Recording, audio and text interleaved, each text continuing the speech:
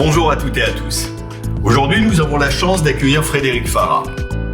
Il est diplômé de sciences politiques et économiste.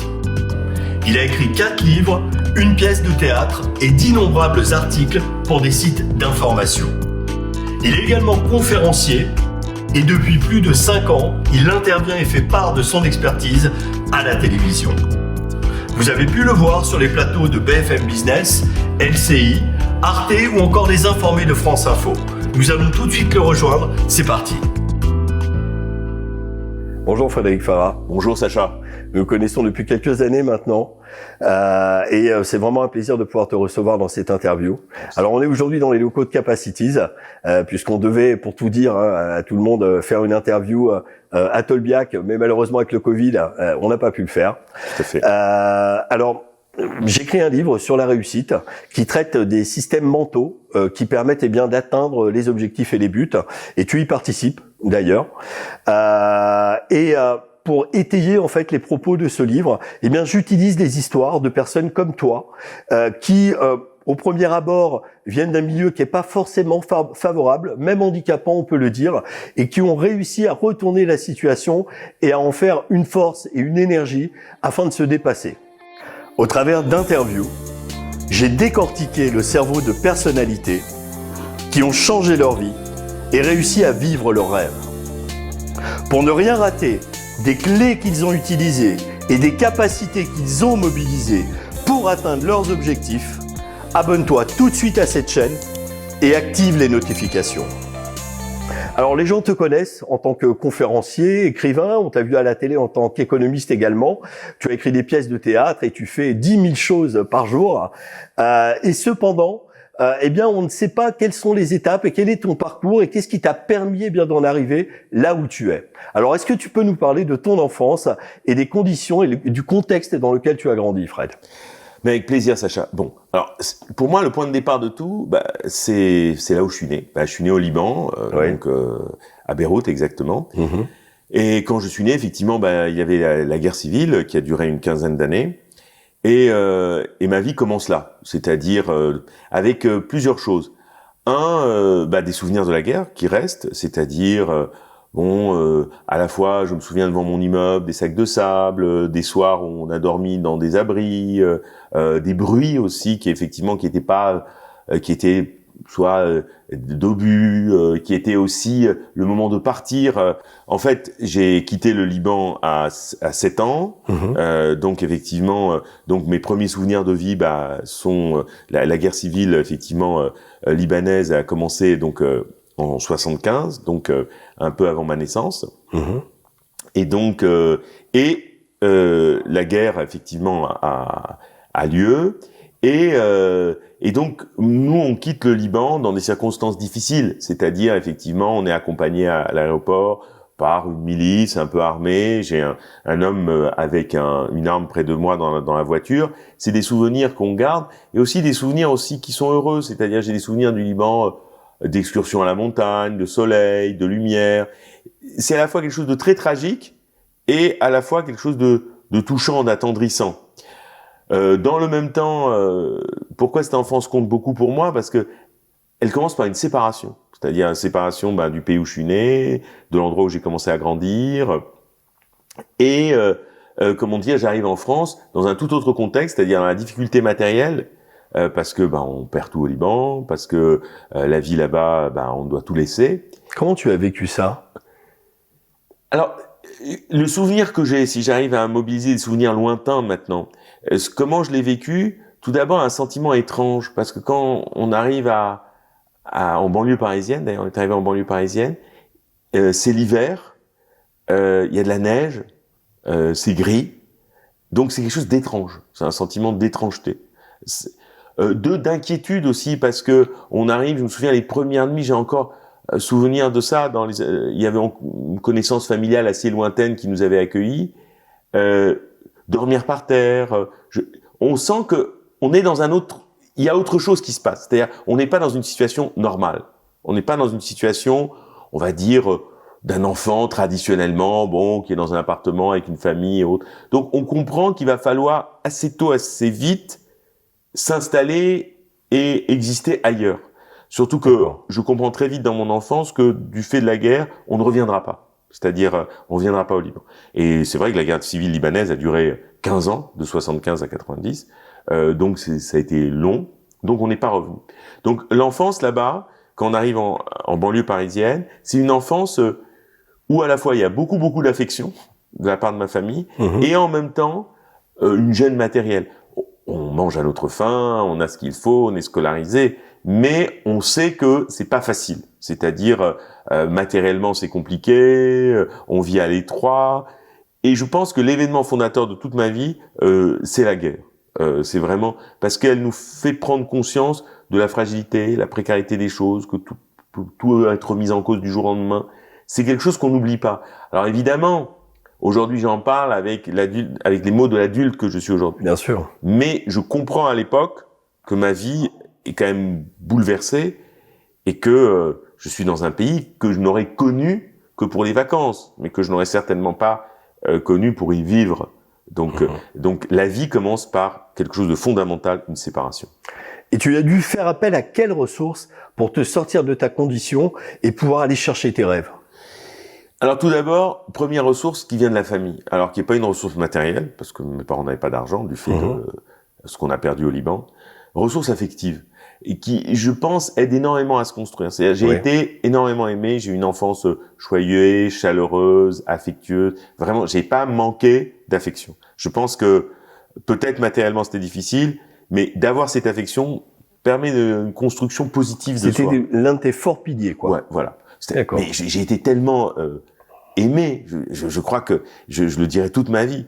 J'ai reçu de l'amour, mais par cargaison, quoi. Mais par cargaison. C'est-à-dire, ma famille m'a aimé incroyablement. Et ce qui permet d'avoir une image positive de soi, c'est-à-dire une image valorisée, valorisante de soi. 2, j'ai découvert, comment dire, que un peu par hasard, si je puis dire, que j'avais de la constance, de la persévérance. Et que je le voyais bien. J'avais envie de faire des choses. Et puis, on en reparlera après, mais j'ai quelqu'un de très actif, même quand j'étais gamin, quand j'étais môme, etc. Et puis, très vite, j'ai découvert que j'avais envie, je m'intéressais à plein de trucs. J'étais curieux. Ouais. Et aussi un truc auquel je pense, et ça aide énormément. J'étais rêveur. T'étais rêveur? Ouais. Et est-ce qu'il t'est arrivé de douter, justement, dans ce parcours? Bien sûr. Pourquoi j'ai arrivé à douter? Mais pour plein de raisons. Parce que tu sais que t'es pas chez toi. Même si je pouvais pas avoir nostalgie de mon pays d'origine, parce que plus je grandissais, plus il était derrière moi. Oui. Tu sens que t'es pas chez toi. C'est déstabilisant parfois. C'est pas une question de langue, parce que très vite c'est le français qu'on parlait à la maison, mais c'est déstabilisant, parce que tu sais que t'es pas là. 2, tu doutes, parce que parfois, il faut le dire, à l'école, j'ai pas toujours été accepté par mes camarades, non pas en raison d'origine, ça n'avait rien à voir avec ça. C'est les chamailleries de l'école classique, quoi. Je veux dire, parfois tes camarades t'aiment pas. Oui. Et à aucun moment, je ne laisserai dire que mes origines ont posé problème. Personne à l'école m'a rappelé que j'étais d'origine libanaise. Jamais. Il n'y a pas un camarade, pas un prof. J'ai jamais subi la moindre discrimination. Jamais. Mais pas une seule. Et pas une seule fois et jamais. Le dire serait malhonnête. Mais le doute venait qu'effectivement, t'as pas de moyens. Donc t'as l'impression que tu vas rencontrer des obstacles matériels. Que tes camarades sont plus avantagés que toi. Ils sont dans une situation plus favorable. Quand t'es pas toujours accepté par tes camarades, tu dis qu'est-ce qu'il y a en moi qui fait que je suis pas accepté? Qu'est-ce qui est différent en moi qui est pas reçu et que t'arrives pas à porter? Parce que cette différence, il faut la porter et l'amener devant les autres. Évidemment, tu doutes.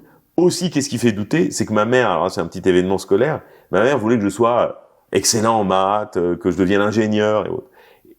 Et elle me fait redoubler ma 6e pour ça, alors que j'étais bon dans les autres matières.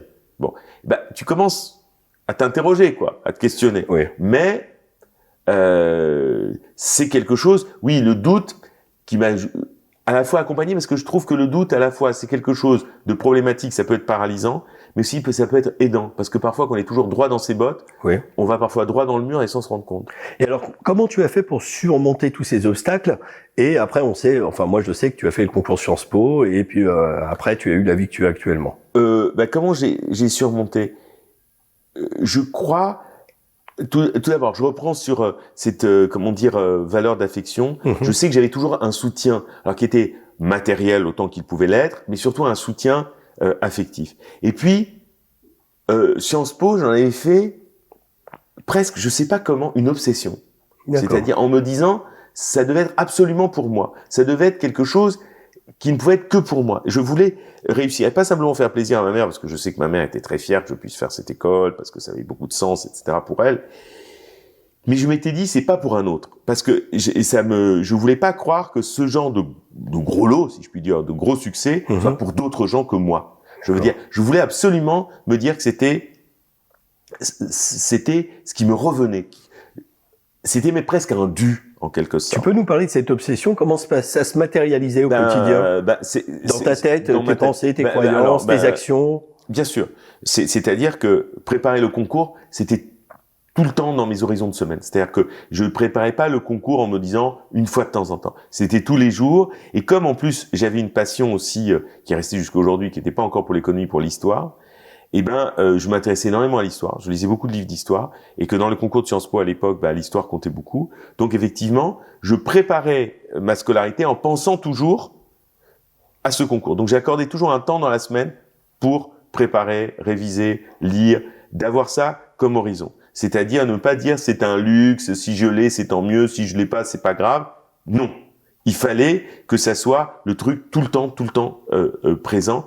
Et puis parce que je projetais des choses de Sciences Po. C'est-à-dire Sciences Po c'était le prestige, Sciences Po c'était une école qui symbolisait la réussite. Donc je voulais l'associer qu'à des choses positives. Donc tu t'es créé une routine. Ouais, une routine quotidienne. Tu as visualisé l'accès à Sciences Po. Ouais. Et pour moi, voilà. J'ai visualisé routine, répétition. Pour moi, je ne pouvais pas penser que Sciences Po appartenait à quelqu'un d'autre. Ça pouvait être que pour moi. Et non pas parce que je pensais que j'étais un génie, j'étais au-dessus des autres. Mais je me suis dit, pourquoi certains l'ont et pas moi? Et donc, je me suis dit, ma vie, c'est là. Comme un sportif de haut niveau, voilà. Tu t'es entraîné, et entraîné, et voilà. entraîné, et voilà. entraîné. On prend l'exemple d'Usain Bolt. Pour courir un 100 mètres en quelques secondes, il va s'entraîner toute l'année, qu'il pleuve, qu'il neige et qu'il vente. Exactement. Peu importe, il faut jamais lâcher. Et pour moi, c'était ça. Comment t'expliques, Fred? Donc, tu nous as expliqué, t'es né au Liban, t'as connu la guerre, t'as connu les bombes, t'as connu les caves, et puis ensuite tu es arrivé en France où l'intégration était plus ou moins facile ou plus ou moins difficile. Et puis après, petit à petit, tu t'es envolé de ton nid et t'as écrit 4 bouquins. T'as écrit un roman là actuellement, moi je le sais. Tu as écrit une pièce de théâtre. Tu donnes des conférences. Hier, tu as donné encore une conférence de 2 heures sur Zoom. Tu as énormément de projets. Ça fait 5 ans que tu tournes à la télé, dans les médias. On te retrouve sur BFM Business, sur LCI, France Info et d'autres. Donc comment expliques-tu que la vie a néanmoins, et c'est ton mot d'ailleurs, que la vie a néanmoins été si généreuse avec toi? Je crois que, en fait, moi je l'explique par un truc qui est pour moi essentiel. C'est la gratitude. Vraiment, c'est quelque chose auquel je tiens énormément, dont je parle à toi, à mes proches, à même des gens qui sont lointains. Je pense qu'il faut avoir un rapport de gratitude et de remerciement à la vie. Et je passe mon temps. Tous les jours, tu parlais de routine. J'ai une routine. Alors là, il n'y a plus de café, il n'y a plus de bar, il n'y a plus rien. Parce que, on est dans cette situation qu'on connaît. Mais depuis des années, j'ai toujours pris un temps dans ma journée, en prenant un petit café au comptoir, en marchant, pour dire merci. Merci à la vie. Merci de tout ce qu'elle me donne. Et comme je pars du principe que rien ne nous est dû, rien ne nous est acquis, expérience de la guerre, tout peut s'arrêter du jour au lendemain. Chaque fois que la vie nous donne quelque chose, dire merci. Et c'est comme si j'adressais au monde, comme si j'adressais à la vie, à l'univers, un remerciement quotidien. Et comme s'il y avait presque, ça peut paraître curieux, un retour. Et c'est vrai que la vie, depuis que je suis arrivé en France, et jusqu'aujourd'hui, malgré les hauts, les bas, les défaites, les ruptures, les chagrins, les difficultés, les complications, mais j'ai été servi, garni, gâté. Si je devais, je l'ai fait tous les jours, mais si je devais en un jour faire toute la liste de ce que j'ai reçu de l'enfance à aujourd'hui, il me faudrait des jours entiers pour dire merci. Et moi, remercier la vie, c'est quelque chose que nous devons tous faire parce que, bien sûr, j'ai conscience que malgré mon histoire, malgré le fait que j'ai échappé à la guerre, malgré tout ça, que je suis un privilégié. C'est-à-dire que, tu viens de le dire, il y a des milliers de gens qui ont des choses à dire sur la vie, sur la société. J'ai cette chance que depuis 6 ans, à intervalles réguliers, on me dit, Frédéric, sur l'économie, sur la vie économique et sociale de ce pays, on a envie de t'entendre. C'est une chance. Je dis merci. J'ai écrit des livres, j'ai trouvé des gens avec qui les faire ou les faire tout seul et des maisons d'édition. Merci. Mes élèves ou mes étudiants au quotidien reconnaissent ce que je fais pour eux. Merci. Et je pense que et pour moi aussi, j'essaye le plus possible. Et c'est quelque chose, c'est comme si j'envoyais un signal positif. Bien sûr, il y a des moments où je suis déprimé, je suis fatigué, j'ai des difficultés. Mais jamais faire la gueule. Alors, je t'accompagne, si tu le permets, qu'on le dise, sur un aspect de ta vie. Et il y a une question que je me pose. Je me demande où est-ce que tu trouves cette motivation? Qu'est-ce qui t'inspire? Qu'est-ce qui m'inspire? Plein de choses. Qu'est-ce qui te donne cette force au quotidien? Alors, j'ai plein de points de force comme ça qui me donnent. Alors, tout d'abord, il y a un truc qui est pour moi mon moteur. J'ai faim. J'ai tout le temps faim. Je ne suis jamais rassasié. Je confirme. J'ai tout le temps faim. J'ai tout le temps faim. C'est-à-dire que j'ai une faim permanente. C'est-à-dire, j'ai faim d'apprendre, de rencontrer, de vivre, d'apprendre. Je ne peux pas cesser le mouvement. J'ai faim. J'ai faim. Je ne suis jamais blasé. Je suis toujours étonné. Je laisse m'émerveiller aux choses. J'ai la passion de la vie. Mais une passion, mais qui n'a pas de limite. Et depuis que la guerre m'a donné cette chance, si je puis dire, de survivre, d'arriver dans ce pays, de grandir, d'avoir une enfance. Par exemple, j'ai conscience, par exemple, la chance d'avoir la paix. Pour moi, je sais que la paix, c'est le plus grand des luxes qui soit. Parce que je sais ce que c'est que la guerre. Donc la paix, c'est extraordinaire. D'arriver dans un pays qui m'a permis de m'éduquer, de vivre, de grandir, de m'instruire, de m'enrichir par certains côtés de 1000 façons. Merci. Bon. Donc, à partir de là, c'est cette passion sans fin de la vie, de ce qu'elle me donne, d'apprendre des langues étrangères, de découvrir des choses, de rencontrer des gens et tout. Et de ne jamais se dire, je suis arrivé. Ouais. Il y a toujours quelque chose à gagner. Alors ça, c'est un point de force. Autre point de force, il y a un truc dans la vie qui m'a apporté des tas de choses. Mais vraiment, alors là, j'ai envie d'en faire une pub dans tous les sens. Ouais.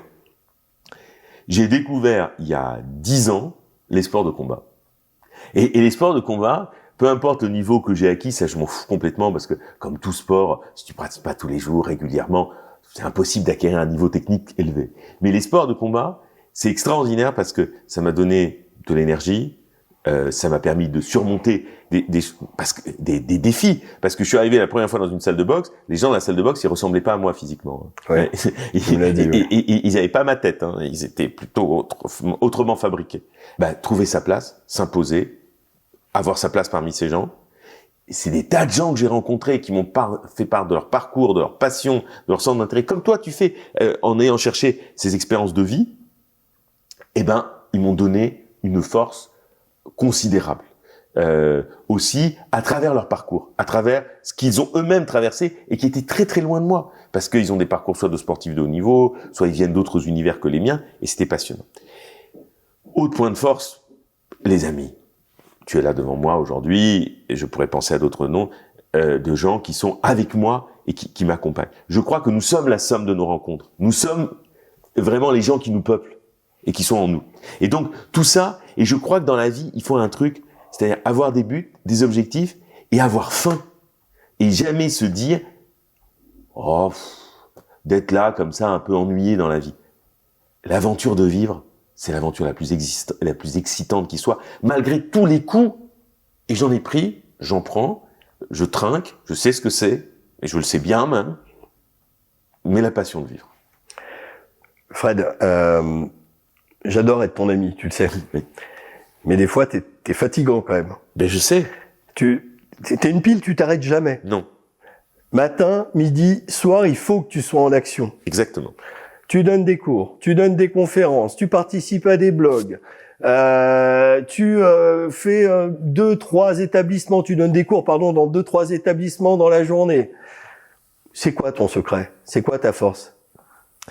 Moi. Et t'es toujours là pour les amis, hein. Dès qu'on t'appelle, tu réponds illico. Oui. C'est quoi ton secret, mon Fred? Mon secret, si je dois en avoir un, je dirais un sens de la disponibilité. C'est-à-dire être disponible.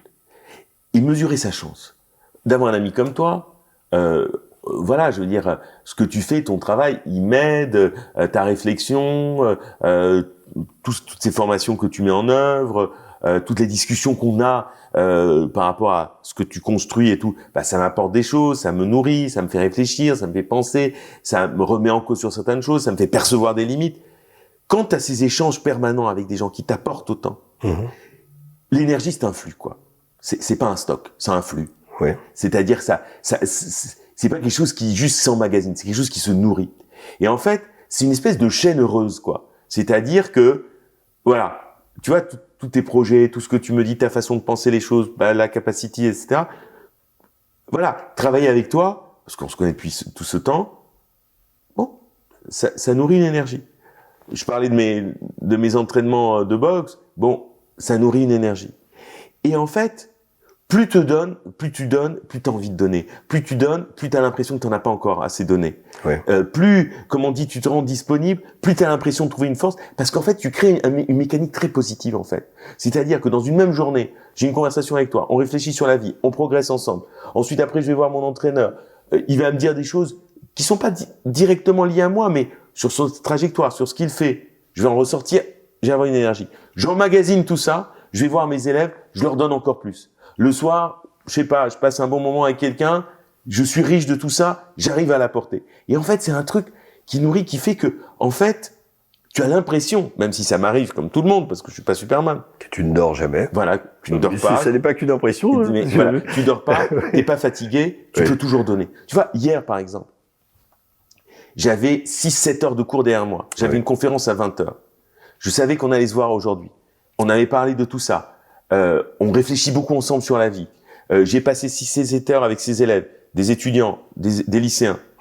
Tout ça m'a donné une énergie folle. Quand je me suis retrouvé à 20 heures devant l'écran, je me suis pas dit, je suis crevé, tout ça, ça va être pesant, comment je vais faire?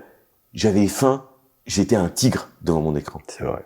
C'est un bon résumé. Ben voilà. Si tu avais un conseil à donner à tous ceux qui souhaitent changer leur vie et se sortir de leurs conditions et atteindre leurs objectifs, ce serait lequel, Fred? Alors, j'en donnerai plusieurs parce que tu vois, comme je dis, j'ai faim, j'arrive pas à en donner un. Toujours, la marmite, elle déborde. Ouais. Bon. Même dans les moments où il fait très très sombre, et je pense, sans vouloir donner des leçons aux gens, je sais ce que c'est quand il fait très sombre. Je le sais. Je le sais vraiment. Mais pas qu'un peu. Il faut quand même croire qu'il y a quelque part une petite, lumière qui existe, et que si on regarde dans ce qu'on a fait, dans ce qu'on a été, dans ce qu'on peut faire, il y a cette peut-être petite lumière qui nous dit, faut pas lâcher, même si on n'a qu'une envie, c'est de claquer la porte. Et je le sais parce que la vie m'éprouve encore récemment de manière assez vive, et je le sais. Garder sa capacité à s'étonner des choses, positivement, négativement. Et puis, je crois avoir le souci aussi de dire que parfois on n'y arrive pas tout seul et de se former. Parce que être bien, c'est se former. Tu vois, moi, j'aime bien ce que tu fais, etc. C'est participer de ces formations, c'est-à-dire se dire, bah, on se forme. Et que aller bien, c'est quelque chose aussi qui peut venir de soi, mais aussi qui peut se construire. Qui s'apprend, quoi. Qui s'apprend, voilà. C'est un apprentissage d'aller bien. C'est pas un truc forcément spontané. Et c'est pour ça que, tu vois, pourquoi j'adore ce que tu fais et ce qu'on fait ensemble, parce que, bah, cet apprentissage aussi, je le fais avec toi. Je le continue avec toi. Je le continue avec des amis. Je continue dans mon travail. Parce que c'est un effort, quoi. Et l'effort, c'est pas forcément quelque chose d'horrible. Je veux dire, mais il n'y a pas des choses qui se font spontanément. Les choses se construisent plus qu'elles se donnent. Et moi, je pense que ça, c'est quelque chose d'important. D'accepter qu'on est en formation tout au long de sa vie, qu'on se bâtit, on se construit. Et essayer encore de croire en soi et de se dire, comme le dit Paul Éluard, la nuit n'est jamais complète. Au bout du chagrin, il y a toujours une fenêtre ouverte. Eh bien, merci, mon Fred. Plaisir. Je te remercie pour toutes ces clés que tu nous as données, qui vont nous permettre de nous dépasser, de pouvoir ouvrir des portes et aller chercher nos rêves. Car, comme je le dis, et c'est le slogan de Capacities, nous avons tous les capacités de devenir la meilleure version de nous-mêmes. Merci à toi. Merci beaucoup. Si tu as apprécié cette vidéo, n'hésite pas à la liker en mettant un pouce bleu. N'hésite pas également à me laisser tes commentaires, je prendrai soin d'y répondre. Partage-la au plus grand nombre et si tu veux aller plus loin, je t'ai offert ici un guide sur les piliers de la réussite. Je t'invite vivement à le télécharger, tu ne seras pas déçu. Quoi qu'il arrive, n'oublie pas une seule chose, nous avons tous les capacités de devenir la meilleure version de nous-mêmes.